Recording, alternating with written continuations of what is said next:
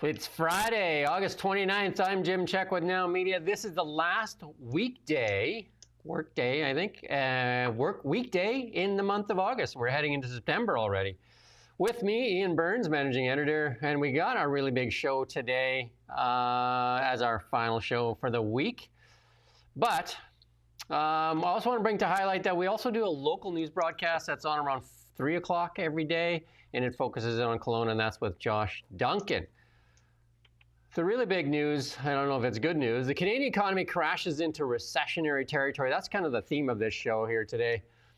And there's at least one serious Liberal minister. The world is laughing at us. The Liberals want to keep you in the dark and will even go to court to keep their secrets. And only old people watching TV, according to the CRTC. Surprise, surprise. Axe fact checks Joly, and Pierre Poilievre calls for stand on guard. And there's chaos on the streets in BC. All that and a lot more on the really big show. Good morning. Good morning. That's not a very good morning. Let's just leave it at morning. Yeah, so the Canadian economy shrinks as exports to the U.S. Plummet, and that's a fall of 1.6% here. And that's, we're heading into recessionary territory here. Yeah, I somewhat resent the way that it's characterized as 1.6. That's literally it's really 0.4% between first quarter and second quarter. And then they've thought, you know what we're going to do? We're going to times that by 4. And then we're going to put that in our headline. Obviously, the economy is not going to stay the same for 4 quarters necessarily. But I mean, yeah, either way, it's a major decline. And the more interesting thing by far is the fact that exports are down 7.5%, cars and trucks down 25%. So we got that next graph there to show you there too, right? So, and it just shows you that's what really matters, I think, rather than the sensationalized 1.6. That's bollocks, really. But what really is significant is that, that it's almost what we first were warned about, and the initial panic with the US tariffs. It was about exactly this kind of quarterly report, wasn't it? And now we have it, and it's kind of staring down the barrel of a gun. Yeah, and the big one too is business investment plummeted as well, right? So we've seen a drop in business investment of 10%. So that's we've been talking about that money outflow into the United States and that out of Canada, and that's really starting to show up too, right? So business and that's productivity, isn't it? In a nutshell, productivity is something that's been like dragging on the Canadian economy for many years now. And one of the main causes of that productivity decline is a lack of investment, particularly in things like machinery. And that's gone down in this report.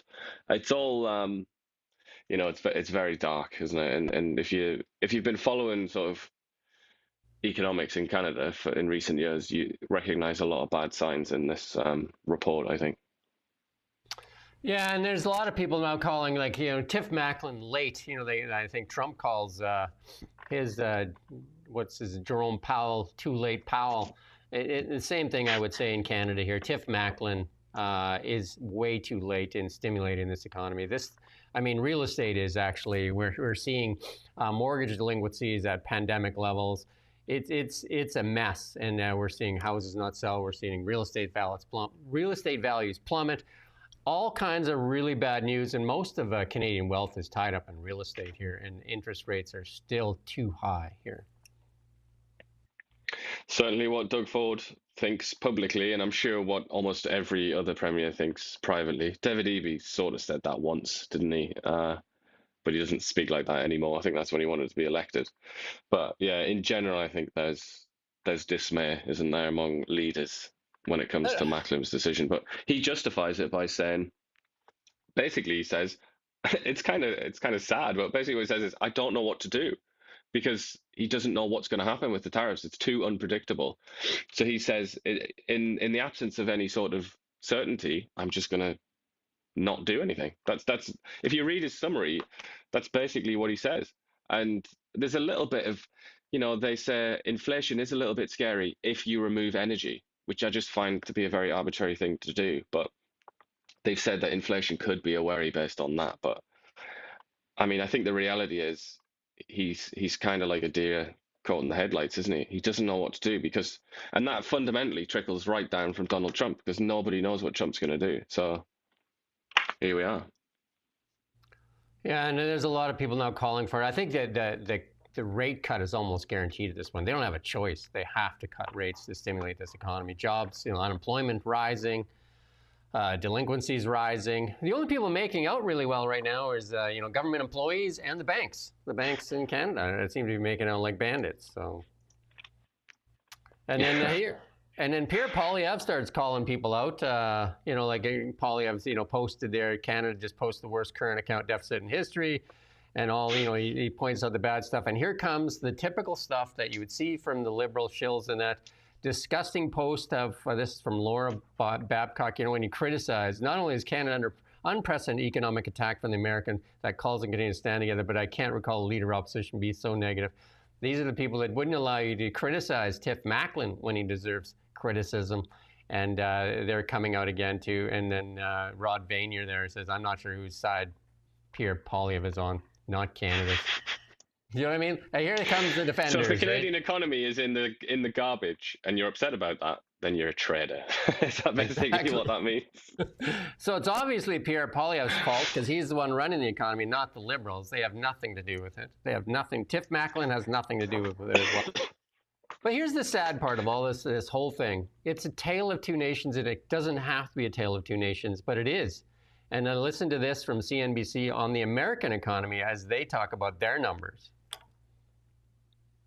From a comp basis, that would still be the best quarter since September of 23, third quarter of 23. Consumption, always important in a consumption economy. It remains strong. 1.4, our first look. 1.6, our modified look. 1.6 would be the best consumption since the last quarter of 24 when it was well above. It was at 4%. Now, the pricing index, and maybe this has more relevance considering all the issues of the day the press is on with the Fed, well, it remains at 2%. No changes there. Their economy firing on all cylinders, ours sputtering, all self-inflicted. I mean, those two people that are attacking Pierre there can, blame Pierre all they want. It was the policies of the last 10 years suppressing are really only thing that we have to sell, and that's energy. And we're going to talk about the only serious Liberal here in Canada. We're going to play a clip from him in a second. But, all this anger at the U.S., if you're running a company and you rely on one big customer, that is your one big customer, and then if you start going out and you start sticking sticks in your biggest customer's eyes, what do you think happens? Well, the Americans have done that, haven't they? We're their biggest customer, and they've stuck quite a lot of large objects in our eyeballs. But we're also heavily the difference reliant is they on are them. America and we're Canada, and America is. I mean, it's not just in a category of its own. It's beyond that. It's like on a planet of its own. It's not.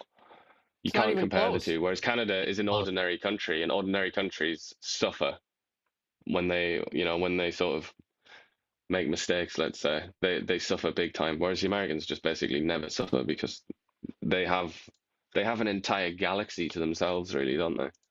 And our Canadian media is been, the government-funded media has been atrocious in this, riling up Canadians. And here, this Andrew Coyne has completely lost his mind. Now he's put this piece out here. He's getting some blowback from some other people, but no, there's an opinion, the Globe and Mail piece there. Donald Trump on the brink of becoming a dictator. Can he be stopped? I'm like, what is the Canadian newspaper doing running a piece like that?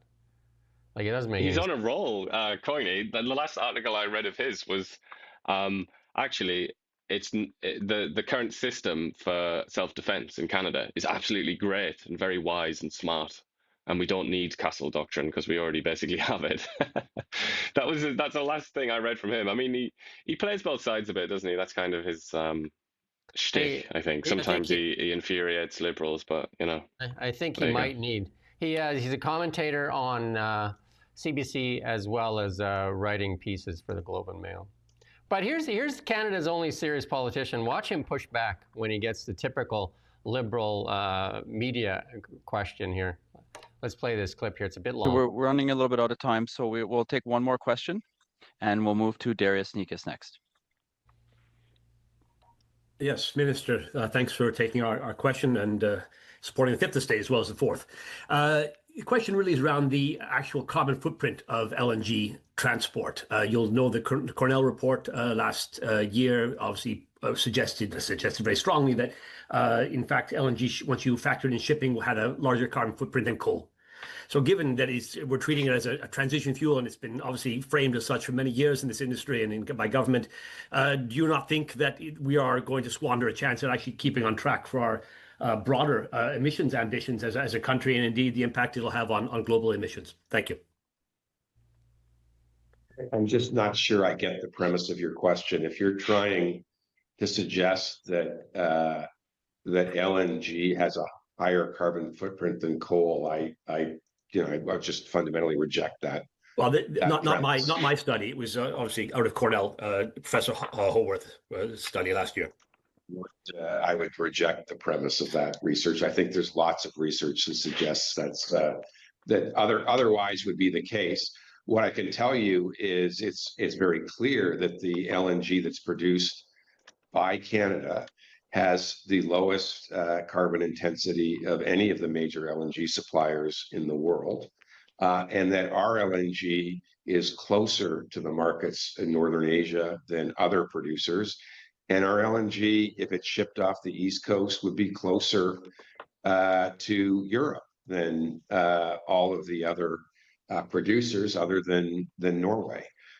So I think it's pretty clear we're in a pretty good position to provide the lowest carbon intensity fuel with the lowest transportation emissions if people are going to use natural gas as a transition fuel, which we heard loud and clear in Germany today. They will be using more of it, and they will be using it for longer. So again, as Canadians, we have a choice. Someone is going to provide that fuel to Germany. I believe Canadians would expect us to provide that fuel, given we have the cleanest fuel out there. It generates Canadian jobs. It uses Canadian steel and aluminum. It generates revenues for Canadian governments so they can provide the services Canadians expect. And it provides unprecedented levels of economic reconciliation for the First Nations who are leading many of these projects. So from my perspective. Where was this guy 10 years ago? What was he? He was in charge of some hydro company, I think, wasn't he? But this is what I was saying yesterday. Like, this guy is not a politician, not even close, and he's not willing to go along with the nonsense of CBC. But it was so funny. I thought the funniest thing about that interaction, and I watched that live as it was happening, and I was giggling away, was when he was like, "What study? Like, I don't agree with that. Like, what are you trying to say that coal?" that gas is dirtier than coal. And then the CBC report was like, no, I'm not saying it. It's this expert that I've found in like the garbage can somewhere. But it's like, it's an anomalous study, basically, isn't it? It's a one-off study, but he tried to present it as though it was kind of factual, and that was the consensus, that LNG is dirtier than coal. Not very many experts believe that to be true. This is the stuff that the Conservatives, both in Alberta and in the federally, have been saying for 10 plus years. And it was Mark Carney was one of the voices that stopped the Northern Gateway pipeline as well. It's his voice. And it's this guy is, how's he going to survive with Stephen Guilbeault? You know? Yeah, it's a very strange set of bedfellows. And also the new environment minister, who is a bit sort of on the sort of Guilbeault side of things, I would say.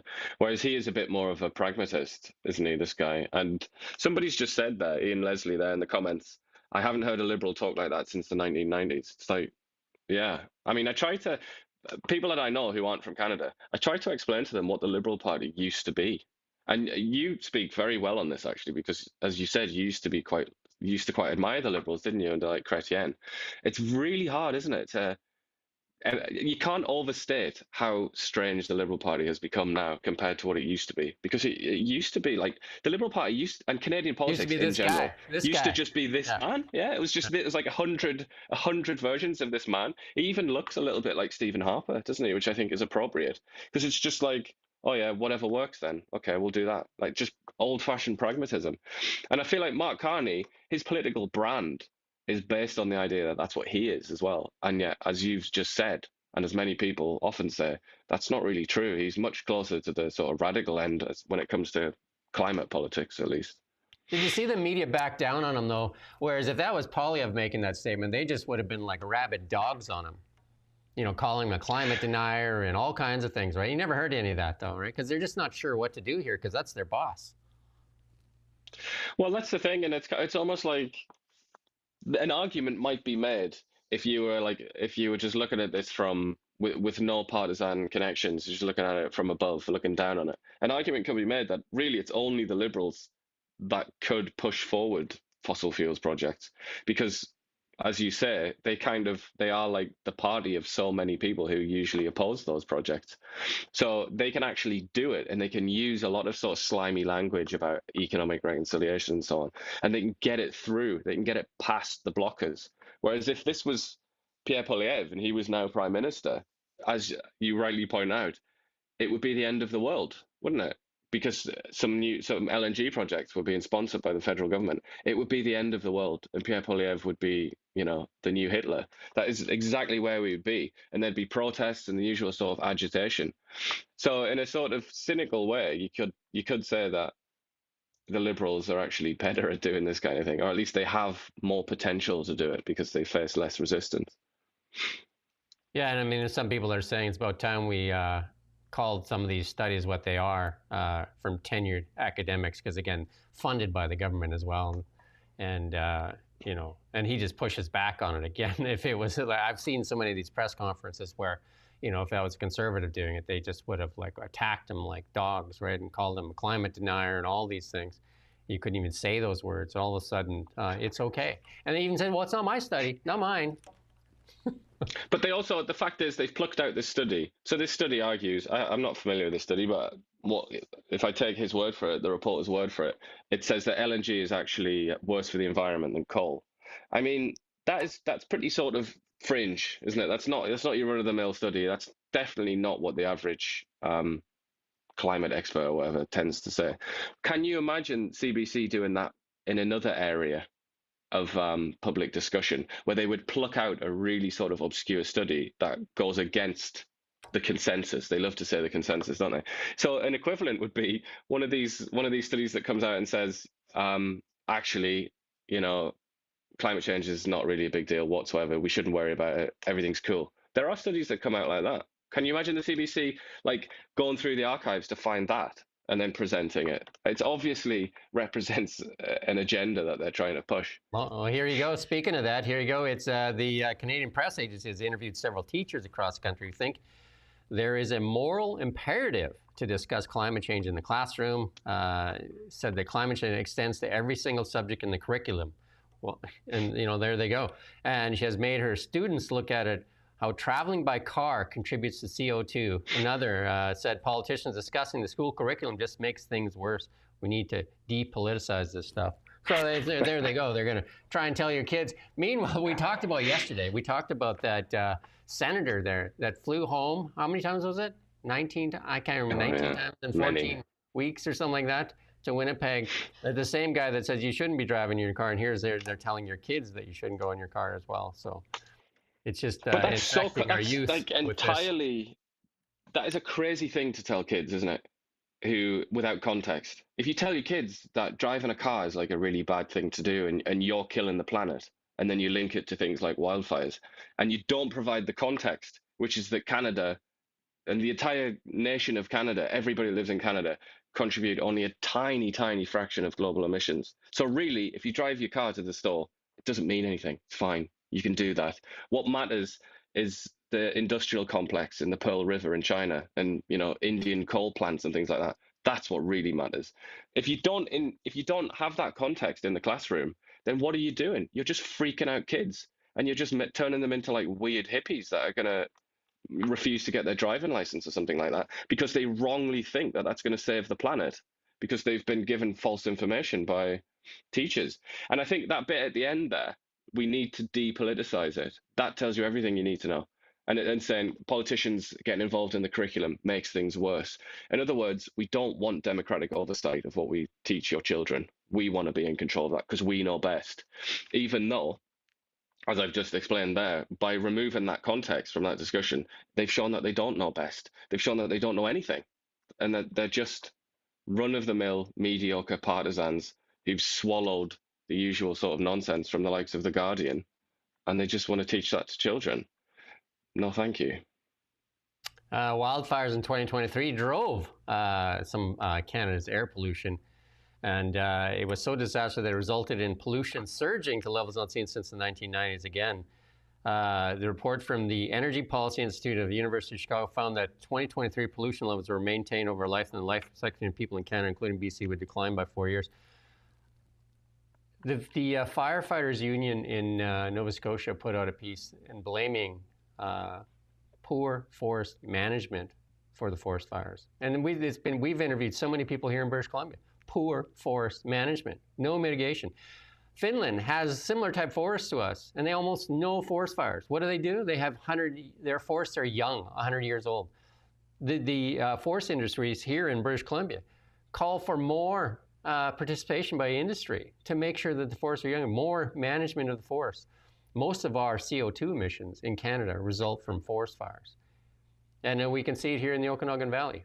Poor, where we see mitigation, the fires get put out real quick. We've seen some mitigation done by the City of Kelowna and Knox Mountain. Fire starts, fire's out like within a couple hours.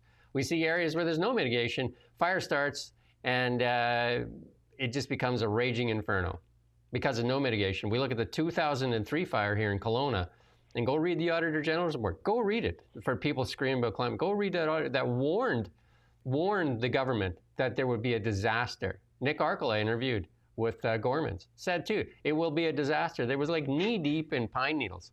No mitigation, no mitigation. They said they wouldn't cut any trees down because it was a mountain park. So look to the government mismanagement of forests for all this forest fire stuff.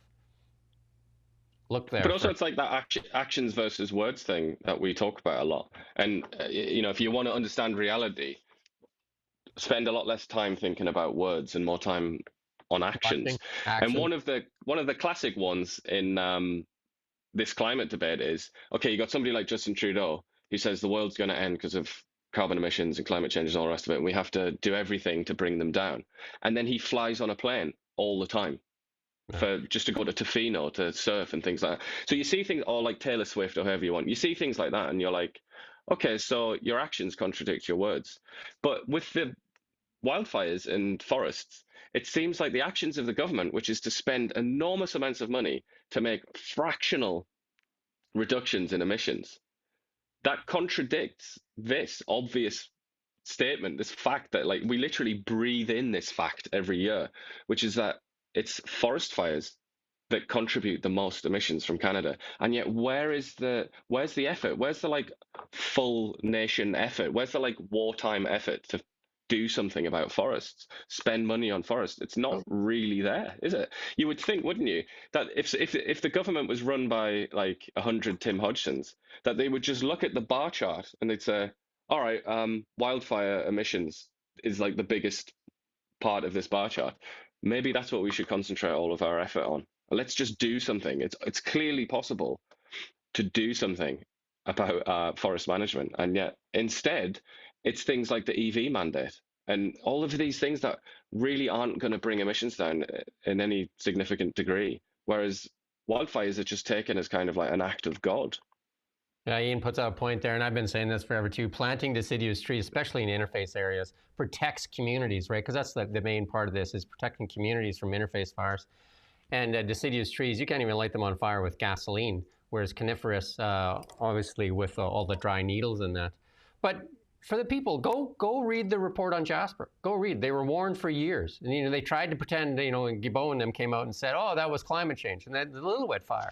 They tried to sell you the idea that thing just spontaneously combusted. And then we find out later that the RCMP actually accidentally started that fire.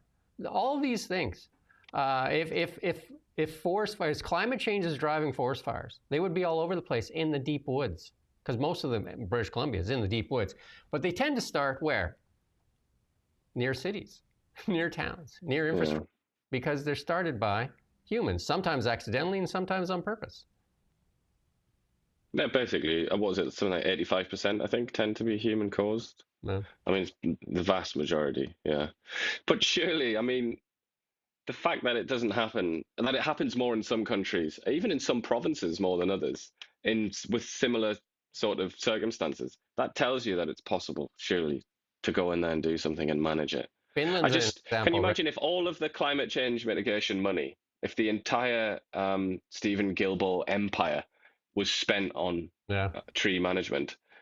Just think, that would make a profound difference in our emissions every year. I would imagine. 250 million allegedly that siphoned off by companies that he's part of was given to mitigation. Well, a cynic might come in and say, yeah, that's not where the people that stand to benefit have their cash invested. They have it invested in things like wind turbine companies and hydrogen and all kinds of things like that. But I mean, yeah, that obviously is rather cynical, but still. And this is like something that's been common knowledge, but it took a Polish ambassador to say it out loud and chuckle about it for everybody to realize this. And here's Harman Bangu, an MLA we've interviewed before. It says, the EB continues to lecture BC about keeping elbows up while ignoring the fact that our LNG heads south to the U.S., who are profiting massively. He blocks tankers that could benefit our coast and our economy. And then another one here from Mark Nixon. Canada sells its natural gas to the U.S. for pennies, and then the U.S. flips it for profits. And then this is what that Polish ambassador was laughing. He was just saying, well, we already buy Canadian LNG. You're just not smart enough to sell it to us. You refuse to sell it to us. So you sell it to the Americans, and the Americans mark it up, make a tremendous profit off of it, and your country continues to virtue signal about it and saying you don't want it. And then again, if you look at some of the companies that are profiting from the sale into America, Brookfield is part of that. Isn't that amazing? The same guy that didn't want to do the Northern Gateway pipeline, that was against it, and the Eastern pipeline, now all of a sudden makes money off of it when it goes south. It's like Canada's being crippled intentionally. Like we cripple ourselves. We intentionally harm ourselves. And for some mysterious reason, the people that create this situation, or the lobbies, the groups that create this situation, like Quebec environmentalists, Quebec Liberals, Quebec Greens, the Greens in general, certain First Nations, for some reason, they all seem pretty satisfied with this arrangement. Just as they seem pretty satisfied with the arrangement where most Canadian crude goes down into the US. But if they were for real, and it was really about the environment, and that's what they were really bothered about, wouldn't they be really upset about that as well? Wouldn't they be trying to get a boycott and trying to prevent any sale of oil, any Canadian oil or production of oil? But it's not about that. It's like, oh no, it just mustn't go through the St. Lawrence, or it mustn't go through my ancestral territory or something like that. I just find, again, it's actions and words, isn't it? And it just seems that it doesn't add up, because Alberta and people that sell oil and gas, they will find a way to sell it, and unfortunately now it just goes to America at a cut price. I mean, if we're going to sell it, shouldn't we sell it at a like decent price, and then we have more money? Don't want to sound like Danielle Smith, but then we have more money for hospitals and schools and so on. Well, we used to do a market report on this, but it was getting longer in this part of it. The Western Canadian Select sells at a discount because we don't have anybody else to sell it to, right? It sells at a massive discount. And look who makes money off that discount. Cowboy hat wearing Texans, they do. And then they have like 5 F-150s in their garage. But apparently that's cool. So it's okay for that to happen. Obviously, Tim Hodgson hasn't had the proper briefing from the Liberals because, this headline from the Toronto Sun, Carney's Liberals say Trudeau Liberals were incompetent. Again, it's going to be hard for him to soar like an eagle because I think we said this right from day one, he is a serious guy. Like, he's done serious things. He's been a serious person. And but it's going to be hard to soar like an eagle when you're surrounded by a bunch of turkeys. Like, if you put him in a room, like, how does he sit in a room with Melanie Joly, Chrystia Freeland, and Francois Philippe Champagne, and Stephen Guilbeault? How do you sit in that room? and just shake your head. Like Go I've on. sat in Toronto boardrooms sometimes, you know, and with some people that you don't think deserve to be in that room, and it's hard to listen for a long time. How is Tim Hodgson going to sit in those rooms? The Joly Hodgson face to face, that would be a very interesting one.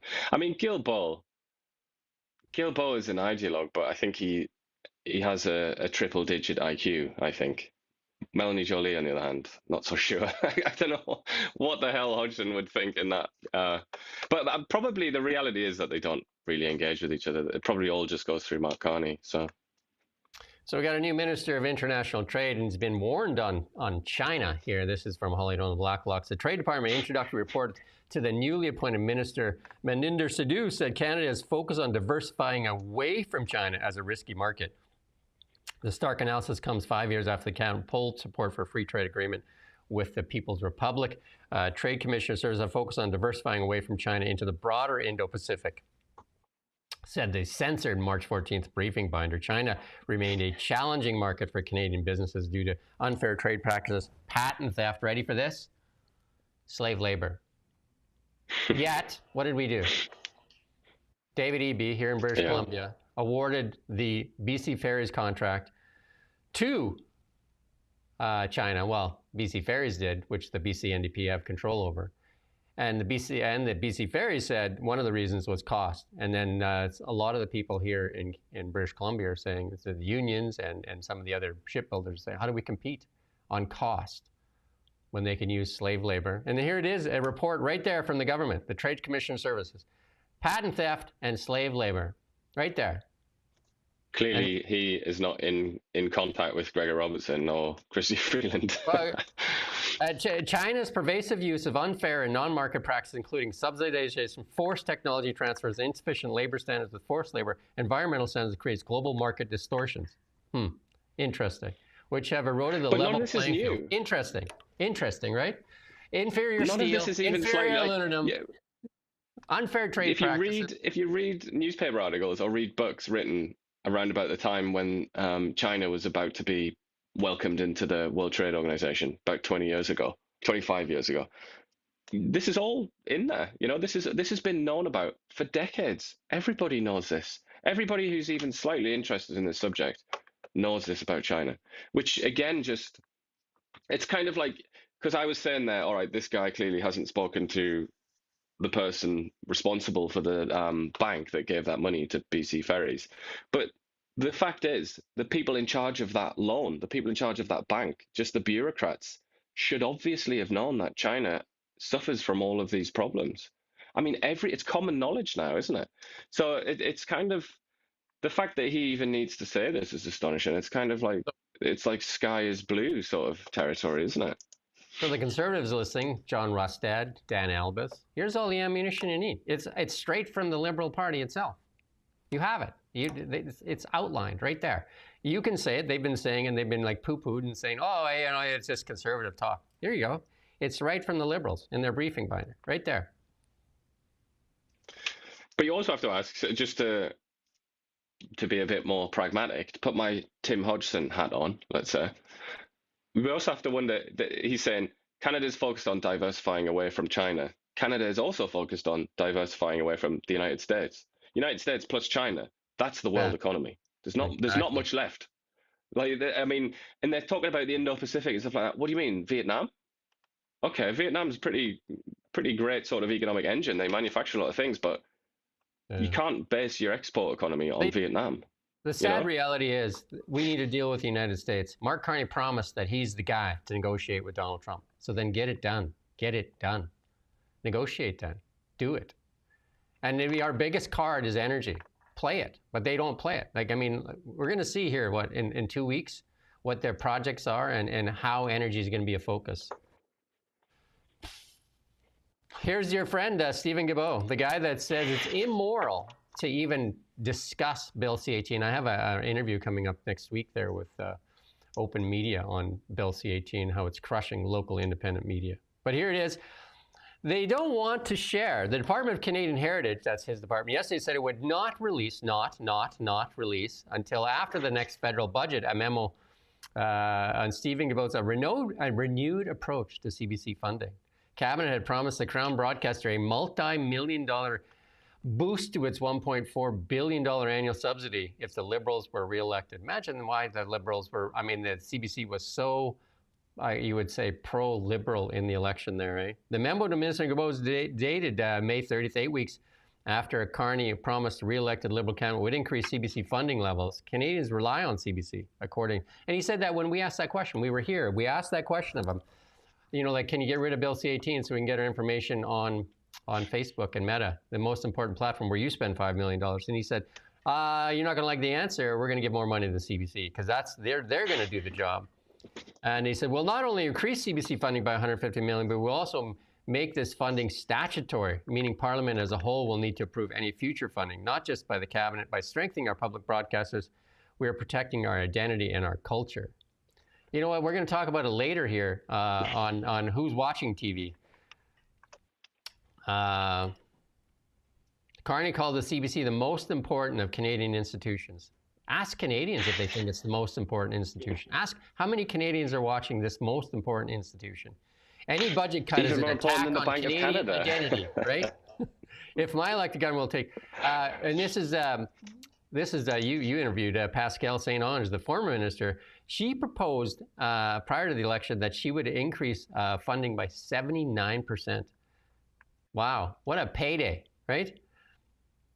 And here they don't want to share the information though, right? They say they needed to keep it secret. It's now or never, said St. Onge. We need to just fund them, right? Yeah, sure. It would make sense, at least a little bit, right? There's similar conversations I had in England about the BBC, but it would make a little bit more sense if the context of this was given more money to the BBC, which is probably the most influential media organization on the planet. Whatever you think of it, I think many things about it, but it's also produced some of the most famous TV shows, actors, and all the rest of it. You know, the BBC, even though it's suffering lately and its reputation is in the dumps a little bit, it still has a lot that it can point to, like David Attenborough and the nature documentaries, and they've done so much. It would make sense a little bit if Pascale St. Onge was talking about that. But she's talking about the CBC. I mean, what's the last great achievement of the CBC? Can anybody can that be sent in a long list, please? Of their great achievements. Rosemary Barton quickly identifying that all donations to the Freedom Convoy were done by the Russians. Yeah, and also saying she got that. It was beamed to her from somewhere, outer space or something. And also saying that 215 children's bodies were exhumed from Kamloops, or however she phrased it, before that they put a tiny little note saying, actually, that's not quite the full story. But yeah, I mean, there are a couple of TV shows on there. There's like that Schitt's Creek thing. That seems to have been quite popular, though I don't find it particularly funny.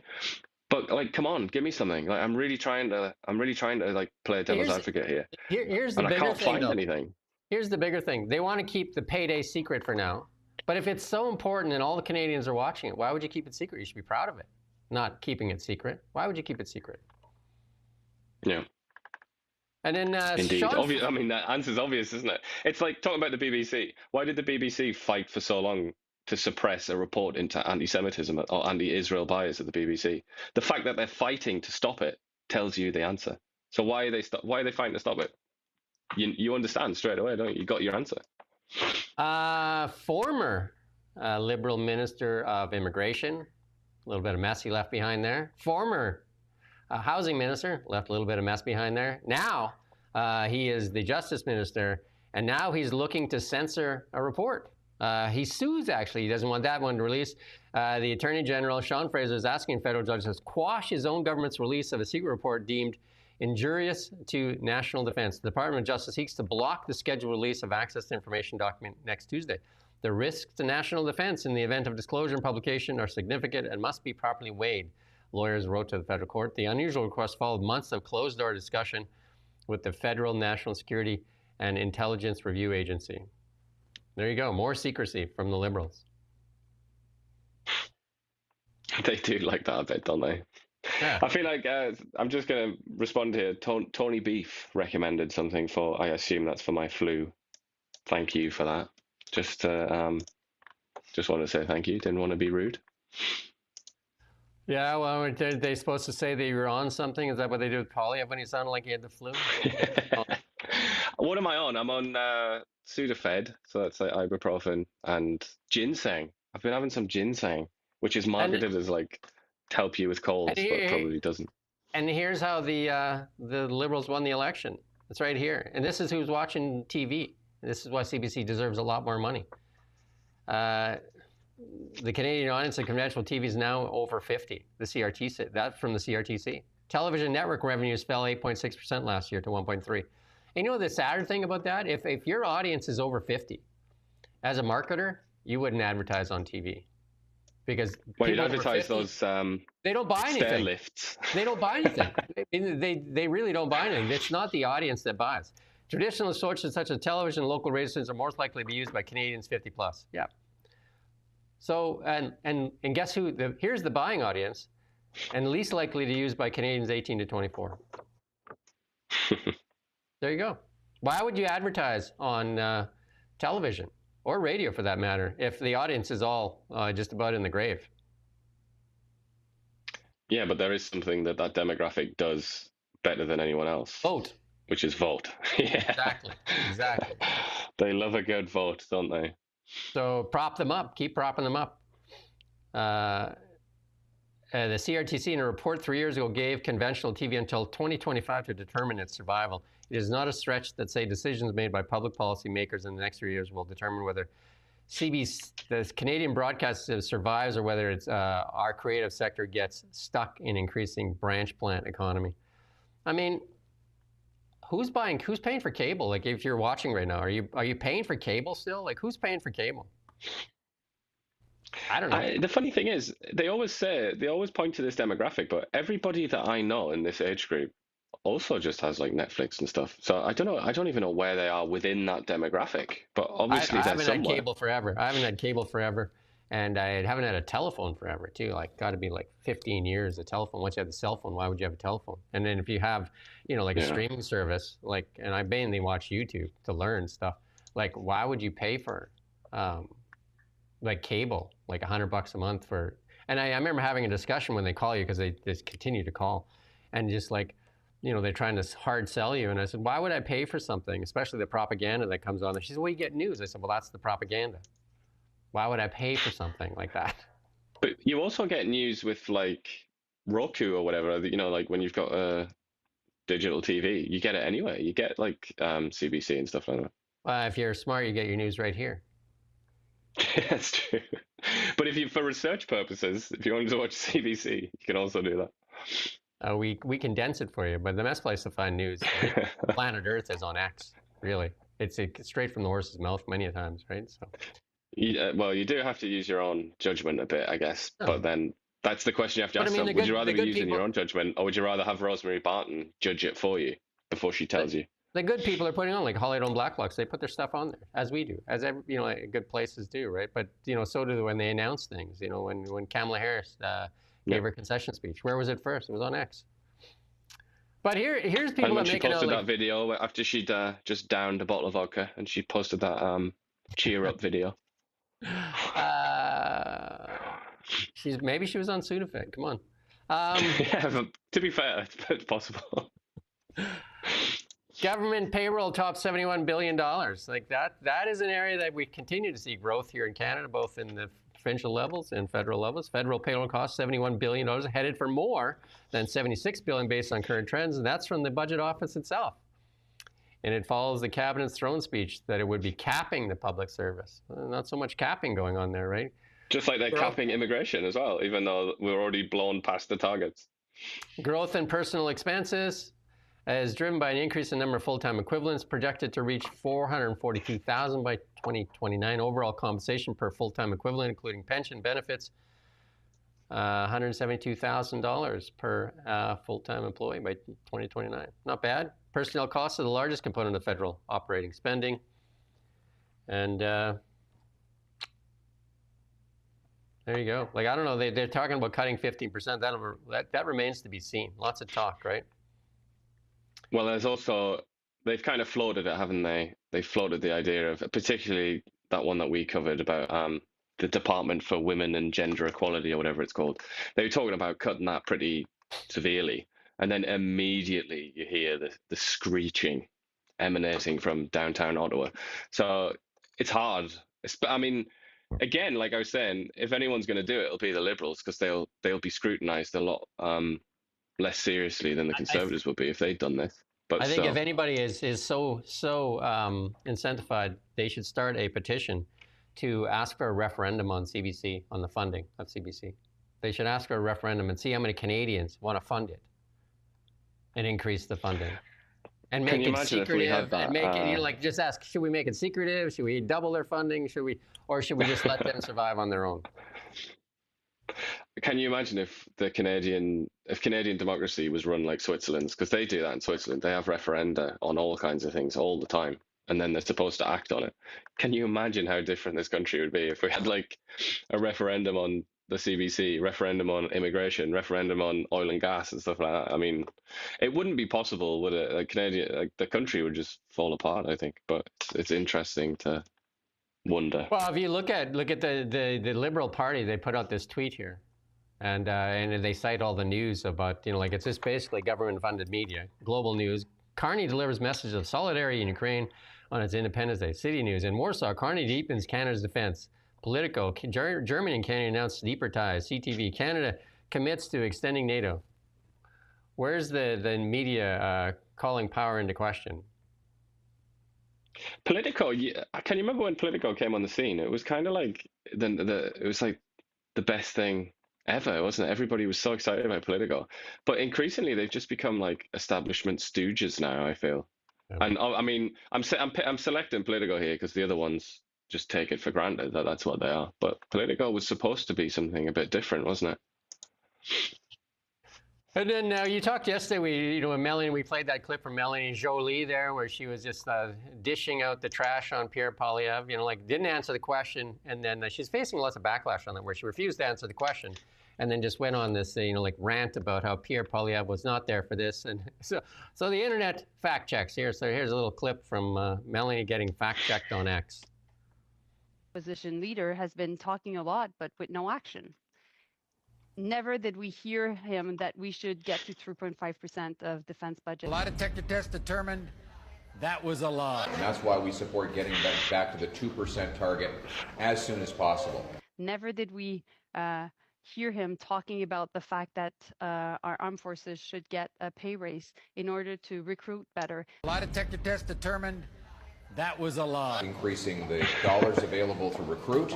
Never did we hear that we should increase defense procurement to make sure that we build more in Canada. Lie detector test determined that was a lie. We will support additional money for our military. Reassert that we are properly the ones that lay claim over our Arctic waters.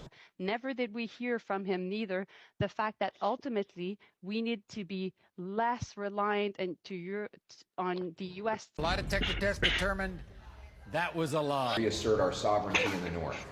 Take back control of our Arctic waters.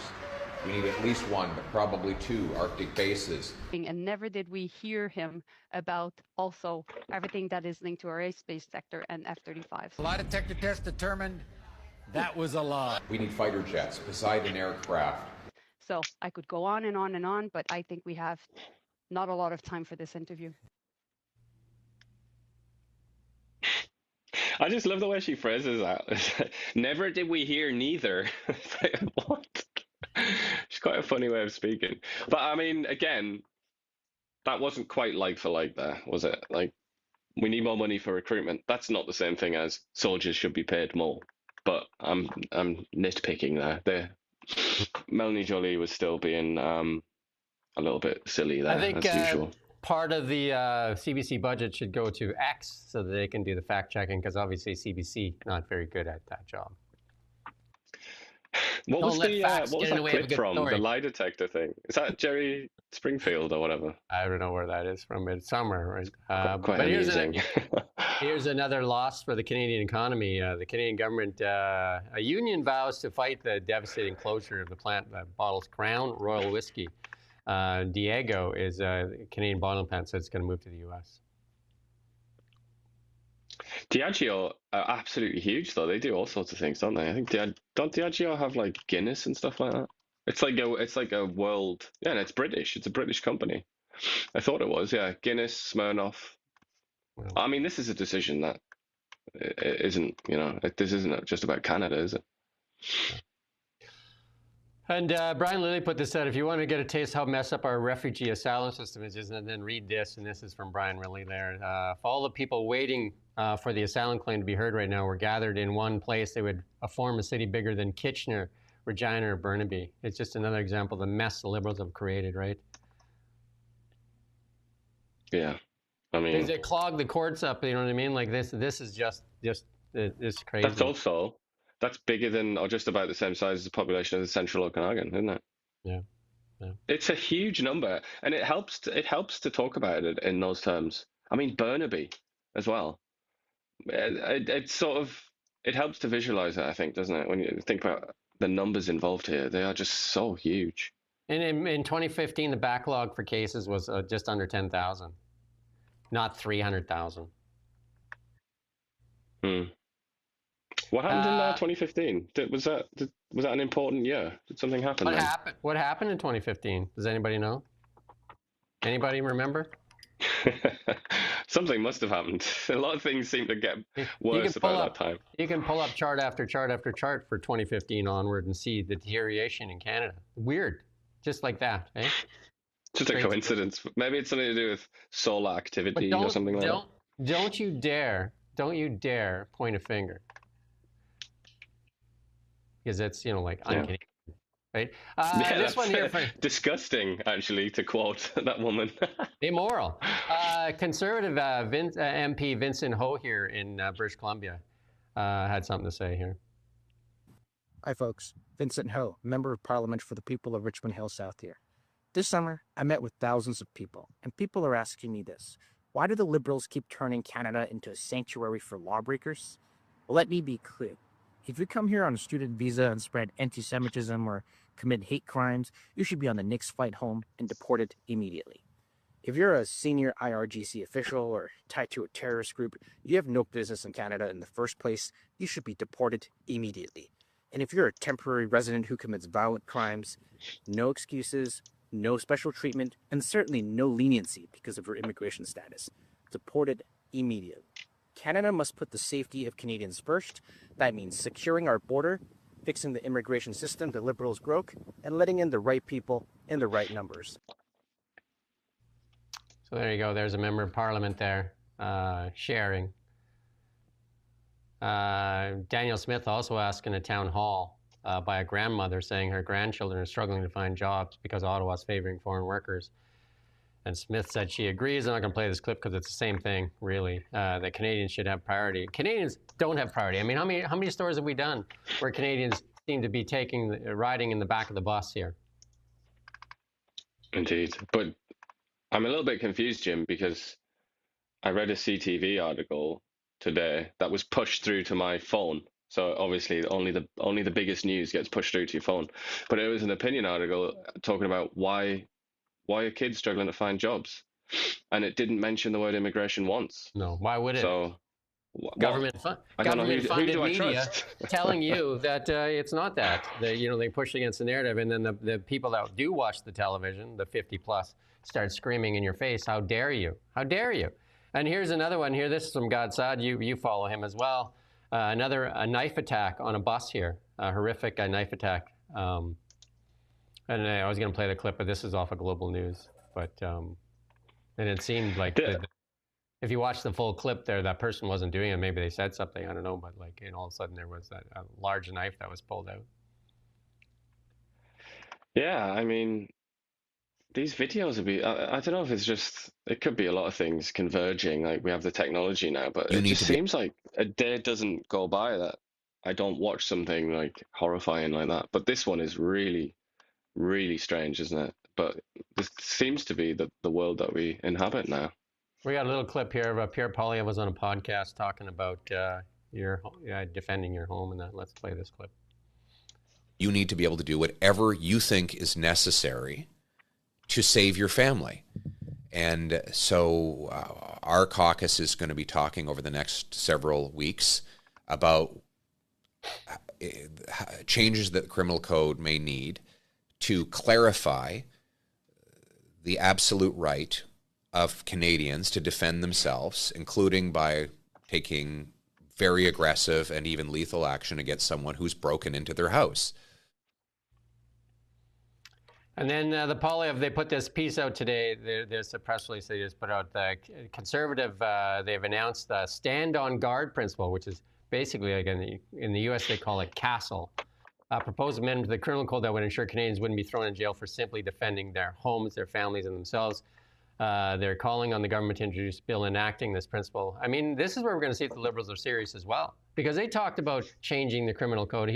Because CASL protects people in the United States. We played that clip where it shows the Toronto police saying, just leave your keys by the front door so they don't come and disturb you, so they can just steal your car and go. Why don't you just leave your wallet, leave your jewelry, leave everything at the front door, and say beg it them, maybe with a note that says beg them not to come into your bedroom so that you can sleep in peace. And whereas in the United States, they played a clip and they showed the sheriff says, if they come into your home, shoot them, make sure they're dead, so that you save the taxpayers some money. This has all come about because of that.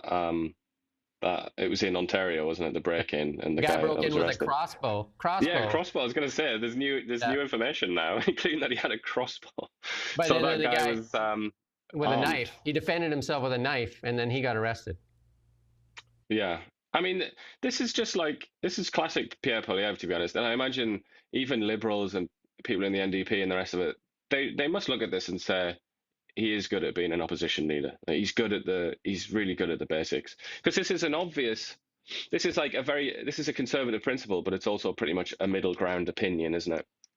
And he's hammering away at it. He's reacting to the news. He's seen a weak point in the Liberals, and he's having a go. And I think this is why he became so popular during the first couple of years of his time as opposition leader. Works, right? But here's where they highlight on this thing. Back in 2019, 3 masked intruders, one armed with a shotgun, sawed-off shotgun, broke into the residence in Collingwood, Ontario. And it was a Cameron Gardner and his girlfriend were zip-tied as burglars searched the house, eventually breaking free. 2 of the attackers were shot as Gardner wrestled control of the weapon. When the cops came, Gardner was one arrested, ultimately spending 6 months in jail before the charges were dropped. Imagine that. They also mention money, don't they? Yeah. Yeah. They also mention money for lawyers, obviously, because it's like having to put up money for bail as well, but then having to give money to lawyers, because obviously you're going to freak out. You're going to want to get a good lawyer. They brought you're going to spend any amount of money you can find. They brought the gun into the house, zip-tied you, and you're supposed to do what, according to Canadian law and courts? What are you supposed to do? Call 911 with your nose. Bad? Don't the cops feel bad? Just like, hey, like you should have just laid there, man. Like, suck it up. Suck it up, princess. Yeah. Speak in a charming voice to try and dissuade them from harming you. Whimper, I guess. Doug Ford here featured in the Toronto Sun because he had obviously their quid pro quo there. They kind of like, he was showing off their newspaper. So they gave him the front cover so they could show it off again. He said they just don't care, and he had the Toronto Sun in the hand, so they're making sure that they give back a little bit to Doug there. It's like taking a photograph in a mirror or in a room that's got a mirror in the front and a mirror behind. It's just like going to go on forever. Old Doug could play. I think he could play the linebacker for the Toronto Argonauts. He's a big lad, stocky. And I have some interviews coming up. When we did a lot of recent pieces on the chaos in British Columbia cities here, some interviews. And, a lot of the times what the government will say is there's nothing they can do. Nothing they can do. Nothing can be done to change crime in the cities. It's just the way it is. And we just say, it's you'll hear the typical excuse that it's happening all over the world. It's not just here. It's just the way it is. And Trump did some stuff in the United States, in Washington, especially in the capital city. And he got a lot of pushback from the mayor there saying, we don't want this. Trump's a dictator. According to Andrew Coyne, he's a dictator. He's a dictator. But I think like 20 days later, here's a reaction from the mayor of Washington. And we greatly appreciate the surge of officers that enhance what MPD has been able to do in this city. The most significant thing that we are highlighting today is the area of crime that was most troubling for us in 2023. Now, we have driven it down over the last years, but I'm going to get my glasses so I can make sure I can see it correctly. But for carjackings, the difference between this period, this 20-day period of this federal surge and last year represents a 87% reduction up there. in. So they're making a choice. So it shows it can be done. You just have to have consequences, and you have to have policing, and then lawlessness stops. It is a choice, but I think a lot of them see the choice being have very low crime on the one hand, or have civil liberties on the other. That's kind of how they see it, because they say, oh yeah, of course you can crack down on crime, but then you lose all your freedoms and blah, blah, blah, blah, blah. The Constitution is violated. That's usually how it's framed. But I haven't seen any constitutional challenges to this so far, this surge. The truth is, it is possible. It is possible to enforce the law without depriving people of their civil liberties. And I guess that's what this is about, isn't it? That's what Trump is trying to prove. Well, and now there's Democrat cities begging him for help. They're saying, yeah, come do it here now. Come do it here now. Because people are seeing the results. They're seeing the results. It means more money, doesn't it? It means more money, more revenue. Because people will go and buy stuff. Catch and release, it doesn't work. You know, they interviewed a guy there, I think Fox interviewed a guy, and he said, you know, they caught him like 6 times in like, I can't even remember the period of time, in a couple of weeks. He says, why are you taking me in? He said, I'm going to be released right away. It's pointless. He said, why would you arrest me? I'm going to get released. Like, he knows he's going to get released. So that's the game, right? You know, shoplifting, and even consequences. Even if you were prosecuted, you're probably not going to be given jail time anyway. It's going to be something like community service or rehab or something like that. Shoplifting, the cops won't even show up. Like if you phone and say, hey, there's people shoplifting, the cops say, oh yeah. Why don't you join in? Quebec making some news here. Quebec government to ban prayer in public places. We'll see how that goes over. Quebec is probably the only place that could get away with that, right? Because, you know, if you tried to do that in some of the other provinces, there'd be huge pushback. But Quebec can do almost anything it wants. There was a bit of a period, wasn't there, where Legault and Trudeau were at each other's throats about this. But Carney doesn't want to pick this fight. Obviously, he's not bothered about that. But yeah, this goes back to this is what, like, you go back to the French Revolution and the Napoleonic law code and things like that. It's very aggressive on secularization. So this is quite legitimately sort of part of their culture. So it's quite a complex issue. And that Alberta separation movement pointing out the obvious here, that Alberta carries the water for the rest of the country, and yet gets treated like the ugly stepsister. We talked about it yesterday, how it's basically Cinderella. You know, it is the princess, but gets treated like the ugly stepsister. And BC used to be that. It used to be also carry the water, but it's sliding. Yeah, this goes back to 2007, doesn't it? So that includes more sensible times in the history of British Columbia. Sliding. And then we've done the first interview we did with the president of British Columbia's BIABC, Jeremy Hyten out of Kamloops there, talking about how it's so dire for small businesses in BC right now. And this is a follow-up story. As you know, 67% BC's businesses have had enough, and 1 in 5 are likely going to go out of business. And then so we also reached out here, and we had the DKA, the head of DKA here in Kelowna, speak out against Paul Quinn. So we reached out to Gavin Dew, MLA for Kelowna Mission, and also Tom Dias, the mayor of Kelowna. And also we got a statement. We asked for an interview. We got a statement from the NDP minister here. So here's some of the comments here from Gavin Dew. Small businesses have been left to fend for themselves under a relentless wave of vandalism and violence. And that's from Dew. Every day brings a new story of vandalism, violence, property crime, flagrant drug use, and a dead body outside a business.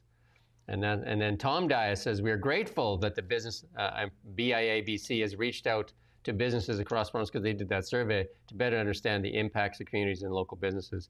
Their survey reinforces the very recommendation City of Kelowna has been directly advocating for the province and federal government over the past few years, including more Crown prosecutors, bail reform, compassionate mandatory care, and continued advancement of complex care and housing with wraparound supports. And then from the minister, Terry Young here, which we've asked for an interview, and they gave us a statement, but I've also pressed and sent now 2 emails requesting a live stream interview, and we're going to keep pressing on this.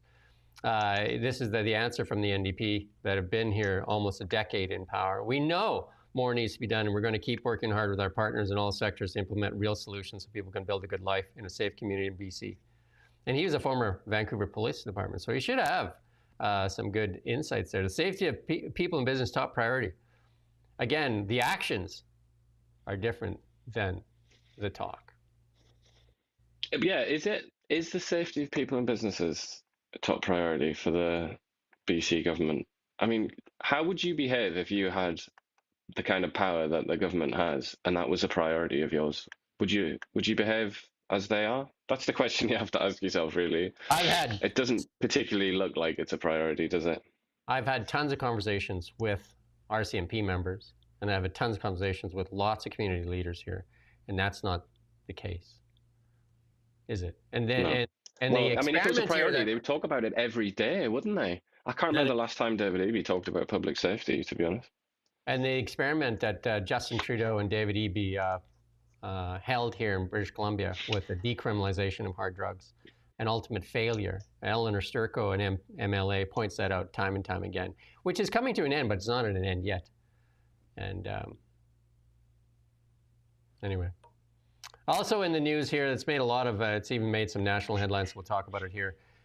This is a boating accident here in Okanagan Lake. 3 people hospitalized following that collision there when one boat drove over top of another boat. There you go. You can go on. It's a pretty amazing photograph, isn't it? We talked about that in the newsroom. Yeah. This was from COSAR, the Search and Rescue in the Central Okanagan. They published this picture, but pretty wild. It's like an action movie or something, isn't it? Yeah, and then the progressives, they actually make, that was for the other story. The progressives are going to make themselves extinct, actually, because they don't want to have kids either, because they believe that it leads to problems with climate change, right? So this guy, John Byrne Murdoch, he mentions that in the article. He mentions about the climate change, and he actually points to some studies that show that that's not true. It's not true at all. Older societies innovate less, and you need innovation to bring emissions down. So it's actually not even true. Yeah. The big we interviewed John Carpe from the Justice Center of Constitutional Freedoms, but on September 12th, an Ottawa court will hear arguments on this has basically become the flag for the Freedom Convoy. This is the government's trying to seize this truck here from Chris Barber. It's called Big Red. And then they're asking for help there to make sure that he gets to keep that truck. That's when the Chrystia Freeland, and Mark Carney was part of that advice too, to seize bank accounts, seize assets, all that stuff. A dark time for Canadian history there. But still, the Liberals are in power. If it'd be completely different right now, if we could actually have open investigations into what happened during the Freedom Convoy, as opposed to just still the attack dogs are out and trying to silence people. Especially after that severe rebuke from the Supreme Court, wasn't it? They just came out and said that it violated the constitutional rights of various people. Imagine if Chris Barber did this similar type movement, got a movement like this in Russia, and did this and got, against the Putin government. The uproar from Canadian media on how he needs to be protected for his freedom of speech and his right to protest and all that stuff. Not so much in Canada, right? Because what mainstream media sees Chris Barber as anything other than a criminal? But look also at the other blockade that happened a couple of years before that, the First Nations one. Yeah. I mean, we don't really hear anything about that, do we? That's not even that, and that was loads more serious. That was like railways were blockaded for ages. I can't like that's just not even a topic of discussion now, is it? It's You kind want to of that's give ancient history. Whereas this is the lesson, isn't it? It's like exemplary justice. And if you want to give more money to the CBC so they can do this to people that actually stood up for something, people say, oh, the truckers were, Rosemary Barton said they were funded by Russia, and then a lot of people were screaming that, how dare you support the truckers, and like they're a fringe movement. I think Trudeau called them a fringe movement, right? And he called them a lot of things, didn't he? Racists and misogynists, I think he got in there. And then, I can remember having conversations with highly educated, intelligent people in Ottawa, just your ordinary good old folk, and they were saying things like they're just fascists and stuff. And I was kind of like, I haven't seen a lot of fascism there, to be honest. I've just seen people in trucks honking their horns. Like, what are you talking about? Yeah, it's really wild to see this, and the freezing of bank accounts too, the debanking of people, all this kind of stuff. Again, if this was happened in a different country, the Canadian media would be just screaming how this person is being vilified. But here they're still putting the head on the stick, right? Not just the bank debanking and all the rest of it, but the vilification. And you appoint, as you said, like CBC, they definitely played a role in it, but they were vilified. They were basically defamed by every institution in Canada, including the Prime Minister's office, the Prime Minister himself, MPs. I mean, anybody that dared cross the boundary and actually say something reasonable about that trucker protest, like Percy Gray, for example, and Pierre Poilievre.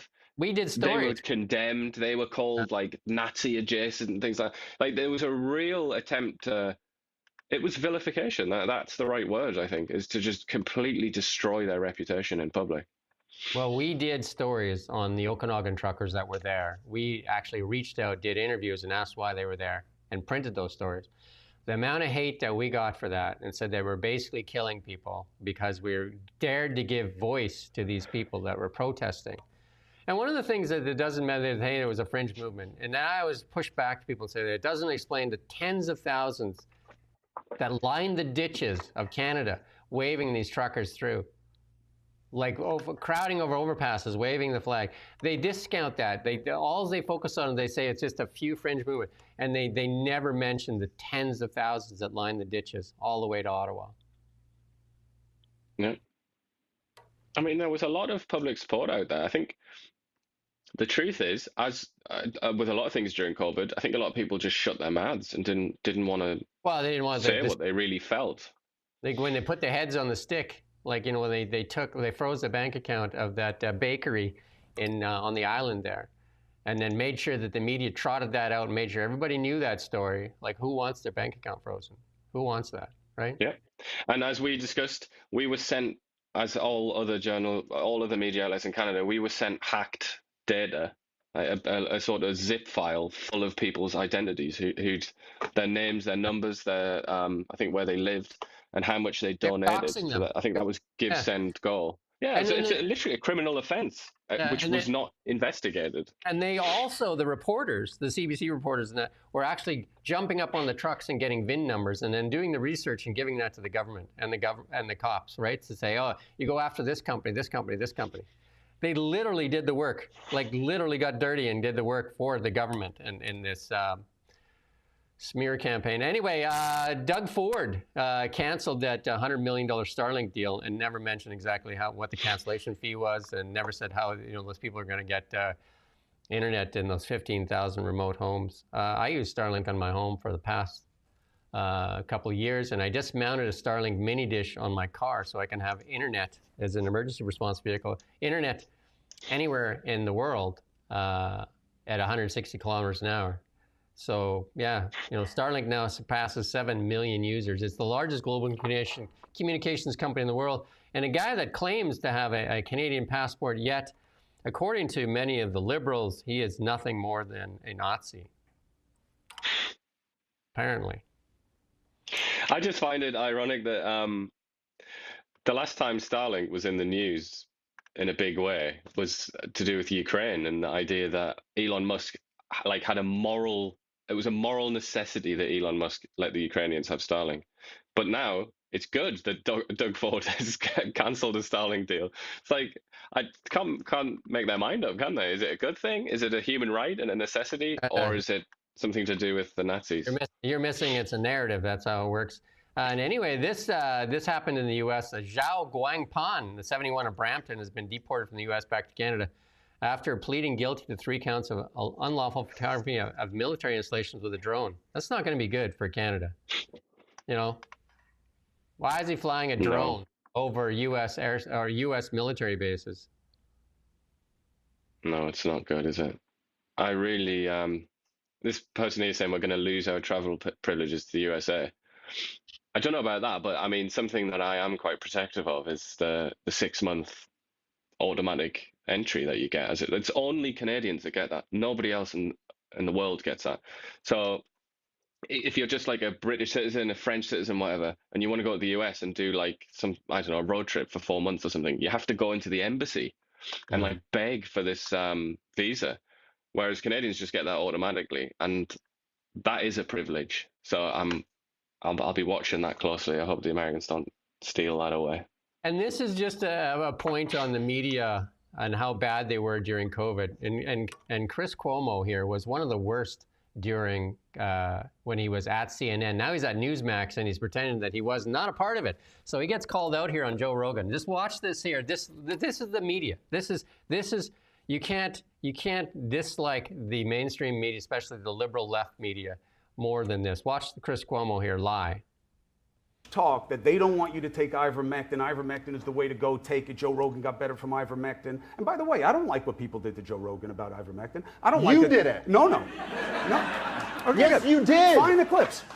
Dude, find the clips. You shamed Joe Rogan. Find the clips. You said he's taking horse dewormer. You and Don Lemon were chuckling at each other about it. No, I'll go find first the of all, clip. you just saw the clips. I watched I'm it. not chuckling. I'm listening to Don. But No. The clip I'm talking about wasn't on there, and it's absolutely there. Here, do we have it? Hold on. Let's play the clip. Go ahead. Injecting drugs for animals and horse. And people telling them to. Oh, my God. What person? You know, you talk about, like, cancel culture and who to shame. Ivermectin, a dewormer, really? They are shaming themselves. That's what it is. They're shaming themselves. So you're taking a dewormer right now. Chris, you can't apologize for that. You weren't being clear that it was this, and you know that, dude. You're being so dishonest right now, man. I'm not being dishonest. Stop. This is on the Patrick Bet-David podcast there. But Don Lemon and Chris Cuomo, 2 of the absolute worst when they were on CNN. Both fired on CNN. And 2 of the absolute worst. Like lying now, even trying to say you didn't say, well, just say, you know what, I messed up. Because he has come out and said it. I've seen a couple clips of him driving a car. He's like, I was wrong about everything. I was wrong about Trump. I was wrong about this. I was wrong about that. Like, the CNN started out as being called the Chicken Noodle Network when they first started out. And then they got that Jessica McClure kind of incident where that girl got trapped in that pipe in Texas. And they were the first 24-hour news channel that stayed on that story that really enthralled the United States, and everybody watched it, and they became, like a very well-known, one of the best news organizations in the world. But they've backslid into the Chicken Noodle Network so badly with guys like Don Lemon and Chris Cuomo, and and some of the other people on there now. Like, I can't even watch that Abby Phillips and stuff like that. I mean, you watch it because you have to watch it, but like, it's just horrible. Well, yeah, they've lost any credibility that they had as being in the center. Like, when I was growing up and it started getting interested in politics, that's what people said about CNN, like pretty sort of centrist. And, like professionals said that. No way could you say that now. No. But I do find this interesting with Cuomo. I mean, I don't know. He's trying to change, isn't he? But it's a very difficult. Or he's trying to. You could look at it cynically and say he's just trying to like get onto another bandwagon so that he stays relevant or something like that. But he is, as you pointed out, he's trying to be different, isn't he? And he's just kind of. I don't know. I felt almost bad for him there when he was being like humiliated. Why not just say, you know what? I think I said some stuff that I don't even remember what I said. I shouldn't have said some of those things. You know what I mean? Yeah, I guess because nobody wants to be like a penitent their entire lives, do they? Nobody wants to say sorry forever. Maybe he's just like in his mind, he's like, all right, I said sorry, I'm sick of it now. I want to sort of defend myself. But the reality is, if he wants entry into this kind of like the Joe Rogan world, he's going to have to say sorry in a bigger way than that. And then the wokeness stuff too, and this is the Cracker Barrel reversal. And then they actually went out and interviewed the founder of Cracker Barrel and listened to him when they show him the logo. Logo rolled out the other day. Oh, that's crazy. That's nothing. It's a bland nothing. It's pitiful. Do you think she knows the story of Cracker Barrel? I don't think so. I heard she was a Taco Bell. She's a Taco Bell person. There you go. You know what? We talked about a lot of negativity today, and I want to leave you with some hope. And we'll leave with this last clip here. That's kind of like hope. And I would say, like, again, this is a piece of hope, I believe, and I believe technology will solve a lot of our problems. And we need to, guys like Tim Hodgson give me hope, even in the Liberal Party. But Elon Musk should be embraced by the world, not vilified by some of these liberals here. But look at we're going to just watch the launch of SpaceX here. Let's play this clip here. Do you think what this heralds really is fundamentally a new era in space flight, a new era in space exploration? We're going to go to the moon. Don't play it. I need the words. I don't. It doesn't matter.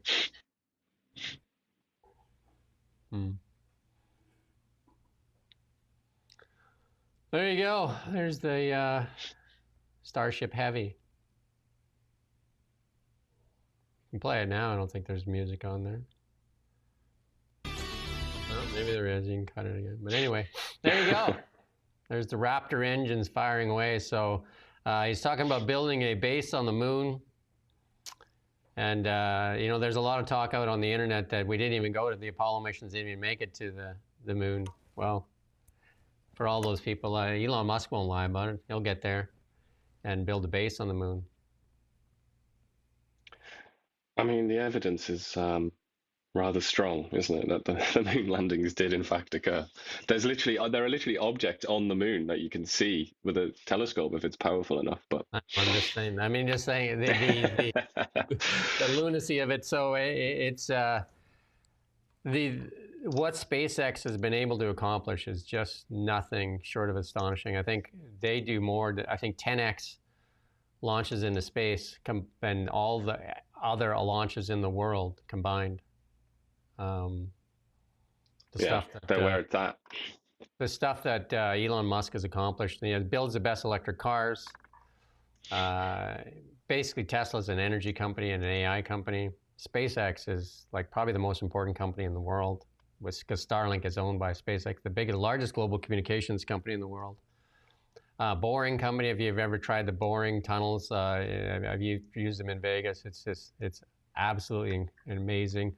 Neuralink, which is going to help blind people see and people quadriplegic walk again.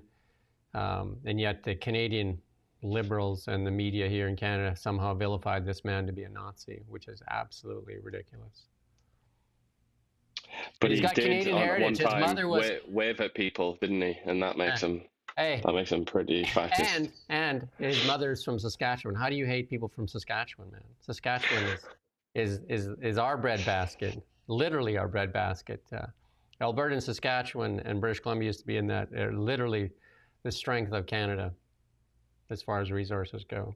So with that said, that's our show for this week, though.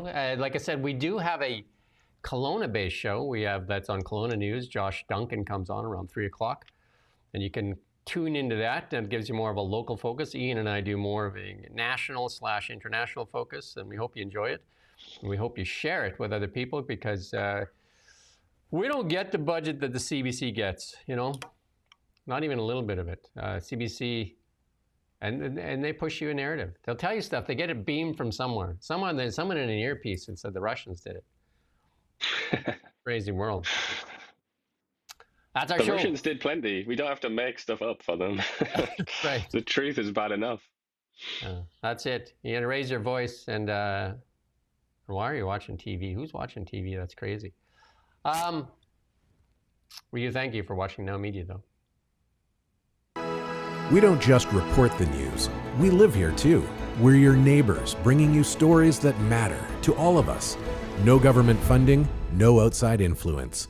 Kelowna Now, local, independent.